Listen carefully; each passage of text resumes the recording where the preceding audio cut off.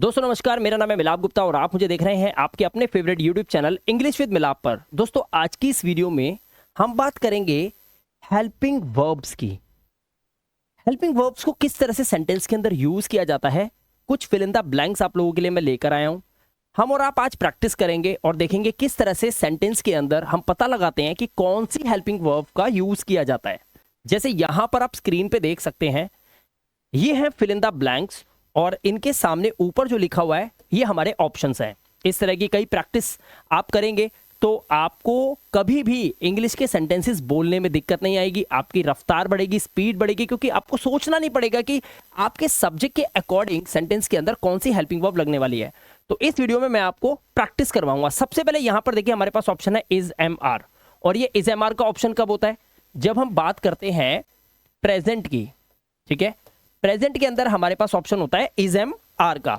तो अब किस तरह से इनका यूज किया जाता है आइए देखते हैं। पहले समझिए, ही अगर हमारा सब्जेक्ट है, शी हमारा सब्जेक्ट है, अगर हमारा सब्जेक्ट यानी कि सेंटेंस के अंदर इट दे रखा है, या फिर कोई एक नाम यानी कि एनी सिंगुलर नेम या फिर एनी सिंगुलर नाउन अगर आ रहा है, क्या बोलते हैं हम? इन्हें हम बोलते हैं THIRD, थर्ड पर्सन सिंगुलर। ये ग्रामर की लैंग्वेज में बोला जाता है। ठीक है, मैं आपको साधारण भाषा में समझा देता हूं। अगर मैं अपनी बात कर रहा हूं तो मैं आई हूं, लेकिन अगर मैं किसी और व्यक्ति की बात कर रहा हूं तो वो ही है, लड़की है तो शी है। ये होते हैं थर्ड पर्सन सिंगुलर। मतलब मैं आपसे बात कर रहा हूं तो आई और यू हम दो हो गए। हमारे अलावा जो कुछ भी इस दुनिया में आपको दिखाई दे रहा है, जिस किसी भी एक के बारे में अगर आप बात करो, जैसे वो शर्ट है तो वो एक है, ऐसे ही वहां पे रिंग लाइट है तो वो एक है, यहाँ मरकरी लगी है तो वो एक है, ये पेन देखें एक है, ये मेरे पास घड़ी है एक है, लेकिन ये थर्ड पर्सन सिंगुलर में काउंट होती है। इसे बोलते हैं थर्ड पर्सन सिंगुलर, कोई एक नाउन या किसी एक का नाम। जब ये आते हैं, इनसे सेंटेंस शुरू होता है। अगर हमारे सेंटेंस में सब्जेक्ट अगर ये है तो इज का यूज किया जाता है। अब आर का देख लेते हैं। आर के केस में क्या करना है?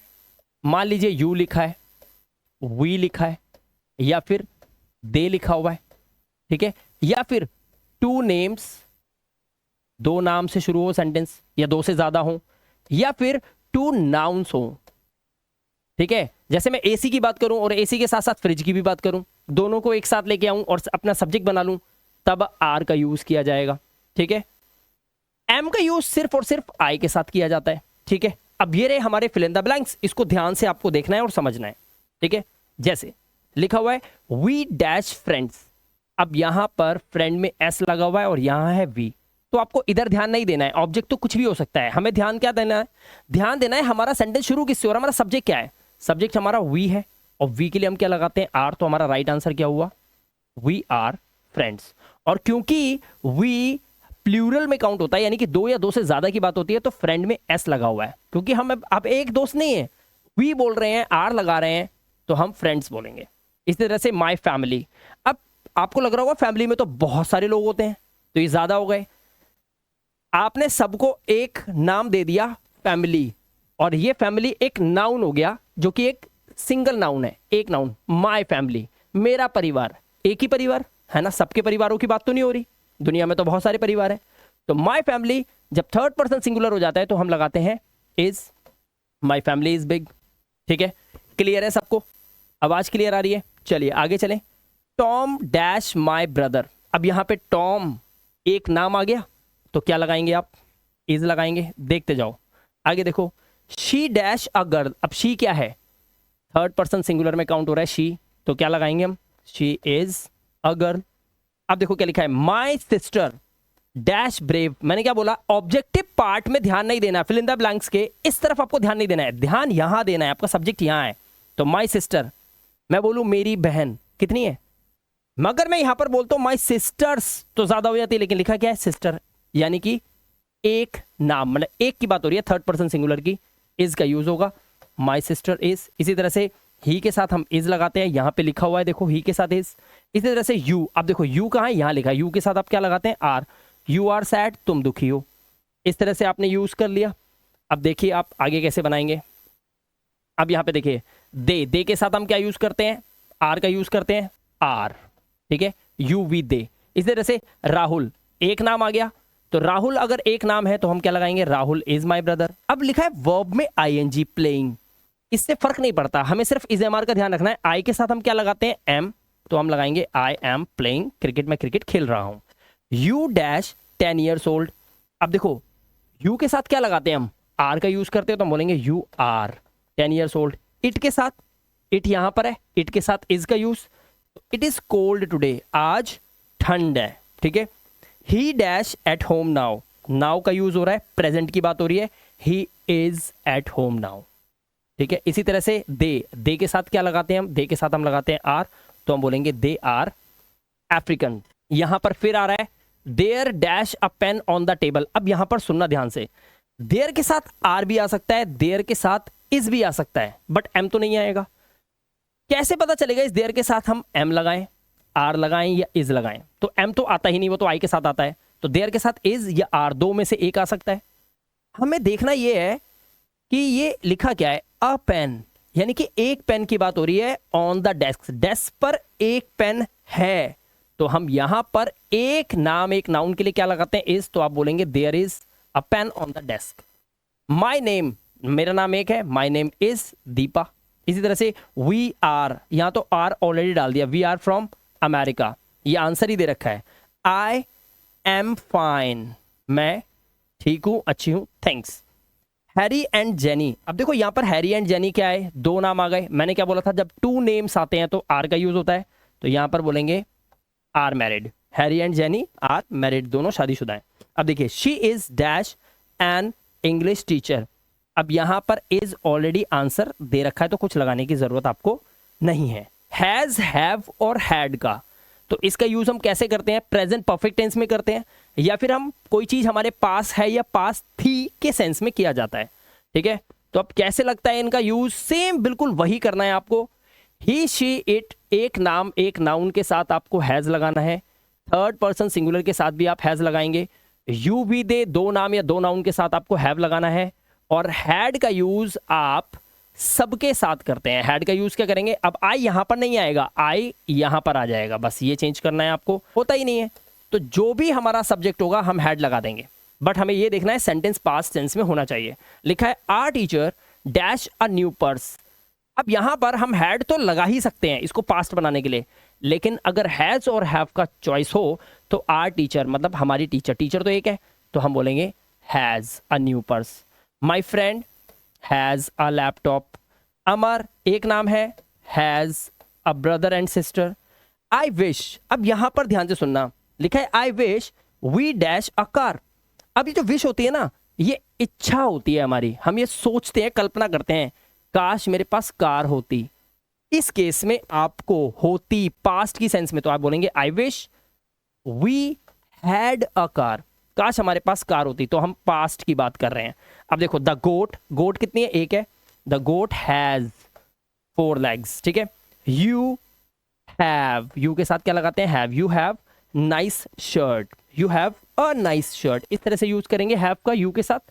इससे आप आइडिया लगा सकते हैं किस तरह से फिल इन द ब्लैंक्स को किया जाता है। हैज, हैव, हैड का सेम कॉन्सेप्ट है, सेम कैसे कैसे क्या लगना है, देखिए आई डैश मैनी फ्रेंड्स, मेरे कई दोस्त हैं, तो मैं क्या बोलूंगा, आई के साथ have, I have many friends.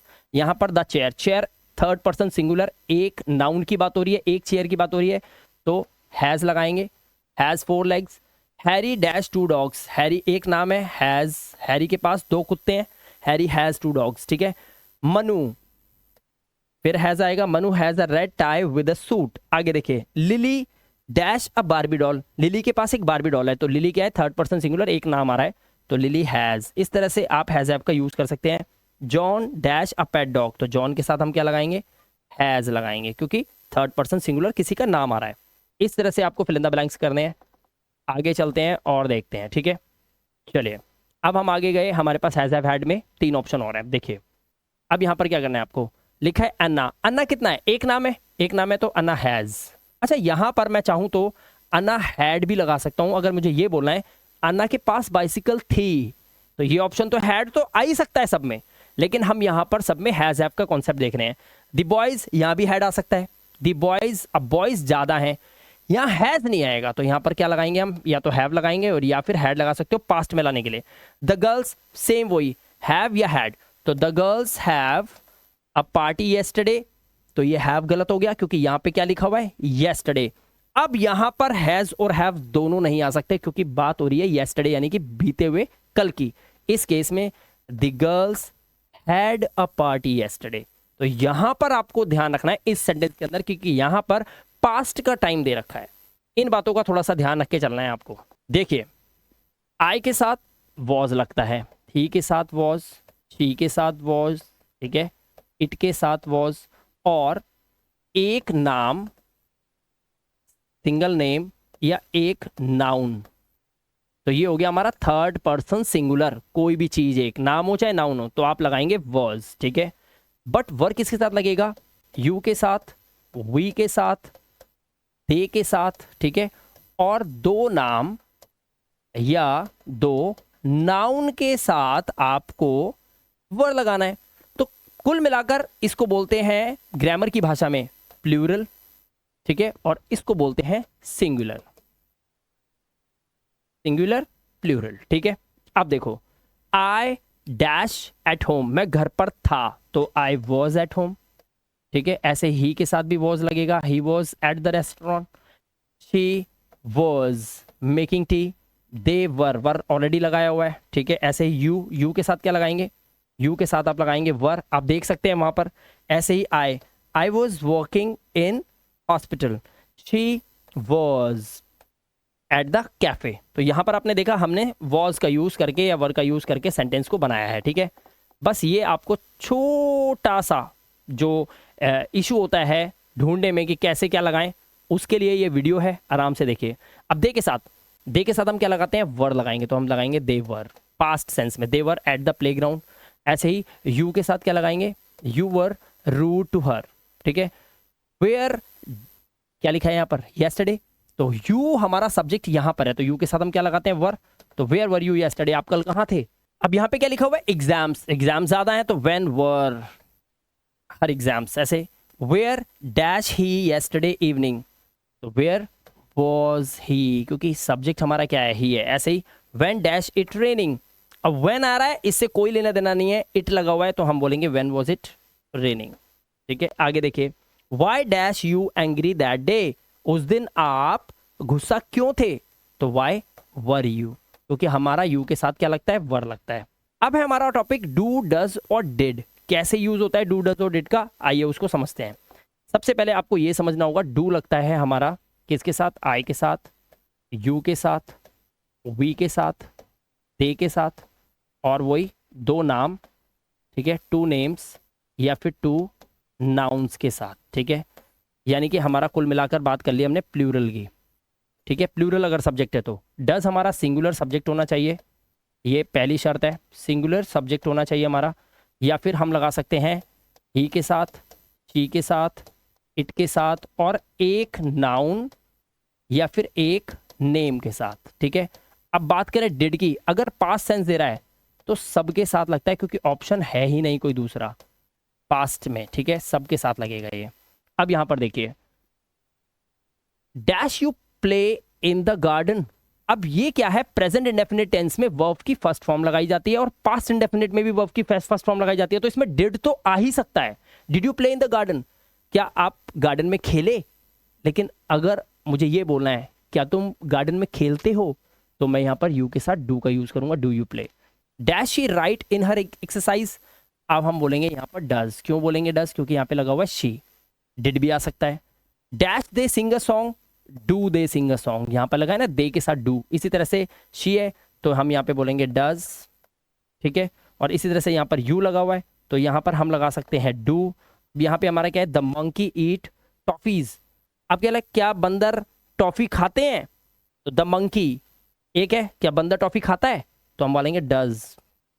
हाँ, मंकीज होता तो हम यहाँ पर डू लगा देते। Dash my friends come to the party, अब यहाँ पर क्या बोलेंगे हम, डैश माई फ्रेंड्स ज़्यादा हो गए, ठीक है, तो डू माई फ्रेंड्स।